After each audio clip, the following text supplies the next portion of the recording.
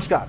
आज हम uniform civil code की बात करेंगे। दिल्ली हाई कोर्ट ने अपने एक फैसले के अंदर यूनिफॉर्म सिविल कोड को लेकर एक टिप्पणी की है। दिल्ली हाई कोर्ट ने कहा कि भारत देश अलग अलग जातियों का, अलग अलग धर्म संप्रदाय का एक देश है और अब इस सोच को लेकर देश काफी आगे बढ़ चुका है। इसीलिए देश के अंदर अब एक यूनिफॉर्म सिविल कोड की जरूरत है। दरअसल हाईकोर्ट ने यह टिप्पणी एक ऐसे तलाक के केस की सुनवाई के दौरान की है जहां पति हिंदू मैरिज एक्ट के तहत तलाक की अर्जी लेकर आया था। वहीं दूसरी तरफ पत्नी का यह मानना था कि उसको मीणा समाज के कानून के तहत तलाक चाहिए। अब ऐसे में हाईकोर्ट के सामने ये समस्या खड़ी हो गई थी कि वो कौन से कानून के तहत इन्हें तलाक दे या इस केस के अंदर फैसला सुनाए।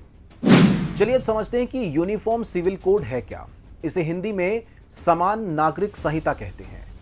अगर ये कानून लागू होता है तो इसमें शादी, तलाक या फिर संपत्ति का बंटवारा या फिर गोद लेना, इस तरह के जो मामले होते हैं वहां सिर्फ एक ही कानून सभी धर्मों के लोगों के ऊपर लागू होता है। देश में चाहे फिर वो व्यक्ति या वो महिला या वो परिवार किसी भी धर्म, किसी भी जाति, किसी भी संप्रदाय से आता हो, उसके ऊपर यूनिफॉर्म सिविल कोड लागू होगा। इस वक्त भारत में ईसाई समुदाय, मुस्लिम समुदाय और पारसी समुदाय के अपने पर्सनल लॉ हैं। दूसरी तरफ हिंदू सिविल लॉ है जो कि सिख समाज, जैन समाज, बौद्ध समाज के ऊपर भी लागू होता है, यानी कि ये इस धर्म के लोग भी हिंदू के लॉ को ही फॉलो करते हैं। देश के संविधान में यूनिफॉर्म सिविल कोड को लेकर अनुच्छेद 44 के अंदर ये प्रावधान किया गया है और ये बताया गया है कि इसको लागू किया जाएगा, लेकिन अभी तक देश के अंदर इस यूनिफॉर्म सिविल कोड को लेकर बहस चलती आई है, अभी तक लागू नहीं हुआ।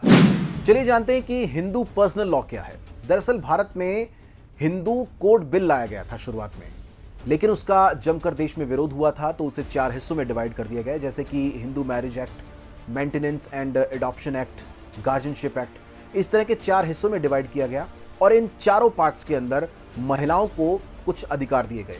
जैसे हिंदू धर्म के अंदर महिला को अपने पिता और पति की संपत्ति के अंदर अधिकार मिलता है। इसके अलावा हिंदुओं में अलग अलग जातियों में शादी करने का अधिकार मिलता है, बशर्ते आप हिंदू धर्म के अंदर ही शादी कर रहे हैं। और उसमें एक बात खास है, जब आप एक शादी के बंधन में हैं तो उस वक्त आप दूसरी शादी नहीं कर सकते। चलिए अब बात करते हैं कि मुस्लिम पर्सनल लॉ बोर्ड क्या है। मुस्लिम समुदाय के लिए यहां पर इस बोर्ड की स्थापना की गई थी और इसमें पहले तो 3 तलाक जैसे कॉन्सेप्ट भी थे, जिसे केंद्र सरकार के कानून से बाद में खत्म किया गया।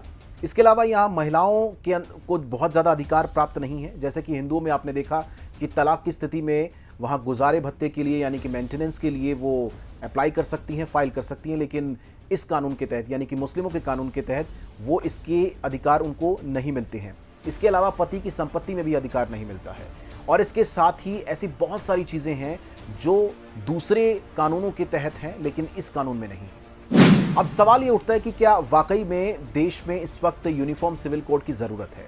जो लोग इसकी पैरवी करते हैं, जो इसके पक्ष में रहते हैं, उनकी दलील है कि जब पूरे देश के अंदर एक ही कानून होगा तो जो केस बहुत ज़्यादा सालों से कोर्ट के अंदर फंसे हुए हैं उनका निपटारा हो सकेगा।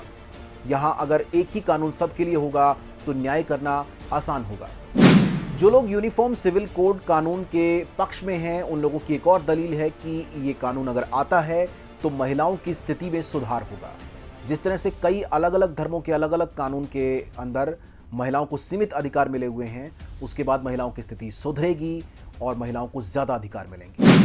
यूनिफॉर्म सिविल कोड का जो लोग विरोध करते हैं उनके अपने तर्क हैं। उनका मानना है कि जब ये नया कानून बनेगा तो चूंकि ये देश एक हिंदू मेजॉरिटी देश है, तो हिंदू सिविल कोड की जो खास बातें हैं नए कानून के अंदर उनको ज़्यादा शामिल किया जाएगा, यानी मेजॉरिटी की बातों को, मेजॉरिटी के कानूनों को ज़्यादा ऐड किया जाएगा और जो माइनॉरिटीज़ में हैं उनके अधिकार या उनके कानून की जो बातें हैं उनको उसमें कम शामिल किया जाएगा और ये उनके साथ अन्याय होगा, ये उनका तर्क है। ऐसे बहुत सारे देश हैं जो यूनिफॉर्म सिविल कोड जैसे कानून को अपने यहाँ पर लागू कर चुके हैं, जिनमें Pakistan, Bangladesh, Indonesia, Malaysia, Egypt, Turkey, Sudan, ऐसे देश अपने यहाँ पर यूनिफॉर्म सिविल कोड जैसे हूबहू कानून लागू कर चुके हैं। तो कुल मिलाकर यूनिफॉर्म सिविल कोड को लेकर भारत के अंदर बहस वक्त वक्त पर चलती रहती है। इसकी मांग भी उठती है, इसका विरोध भी होता है, हर तरीके की बातें होती हैं। लेकिन देखना यह होगा कि आगे जाकर इस कानून के साथ क्या ट्रीटमेंट मिलता है। देश में चूंकि पॉलिटिक्स ज़्यादा हावी रहती है और ये धार्मिक मामला भी है, तो इसके ऊपर पॉलिटिक्स भी जमकर होगी। देखना होगा कि आगे ये पॉलिटिक्स इसके साथ कैसे ट्रीट करती है। ऐसी जानकारी मैं आपके लिए लगातार लेकर आता रहूंगा। आप मेरे चैनल को सब्सक्राइब करें और वीडियो के ऊपर कमेंट करके ज़रूर बताएं कि आपको मेरी वीडियो कैसी लगी। एक नए मुद्दे के साथ, एक नई वीडियो के साथ फिर से मिलेंगे। नमस्कार।